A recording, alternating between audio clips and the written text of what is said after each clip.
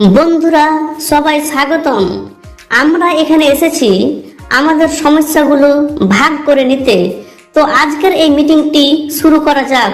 বাঘ, তুমি প্রথমে বলো তোমার কি সমস্যা। আমি ভারত থেকে এসেছি। আমাদের দেশে মানুষরা বন কেটে ফেলছে, তাই আমরা বাস করার জায়গা পাচ্ছি না। কি ভয়ানক অবস্থা! এছাড়াও মানুষরা হরিণ শিকার করছে, আর হরিণ আমাদের প্রধান খাদ্য। তাই আজকাল আমরা খাবার খুঁজে পাচ্ছি না। এমনকি মানুষ আমাদেরও মেরে ফেলছে আমাদের চামড়া, হাড় এবং দাঁতের জন্য। তাই আমাদের দেশে দিনের দিন বাঘের সংখ্যা কমে যাচ্ছে। আমি কঙ্গো বেসিন থেকে এসেছি। আমাদেরও একই সমস্যা। আমাদের বৃষ্টি অরণ্য খুব তাড়াতাড়ি নষ্ট হয়ে যাচ্ছে। আমার সমস্যাটা আলাদা। মিস্টার ভাল্লুক, তুমি তোমার সমস্যাটা বলো। পৃথিবীর তাপমাত্রা ক্রমশ বাড়ছে। এটাকে বলা হয় গ্লোবাল ওয়ার্মিং।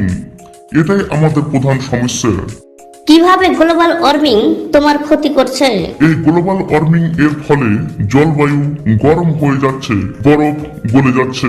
ফলে এই পরিস্থিতিতে আমরা বাঁচতে পারছি না। এই গ্লোবাল ওয়ার্মিং এর জন্য কে দায়ী? কে আবার? মানুষ।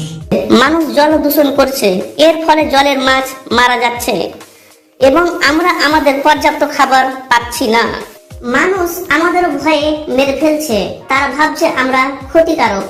তোমার কামড় সত্যি বিষাক্ত। তোমার কামড়ে মানুষ মারা যেতে পারে। আমি নিজেকে বাঁচানোর জন্য কামড়াই।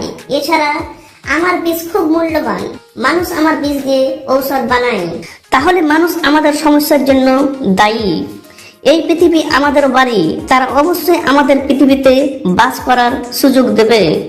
ও আল্লাহ, মানুষকে সুবুদ্ধি দাও, তাদের দয়ালু করো।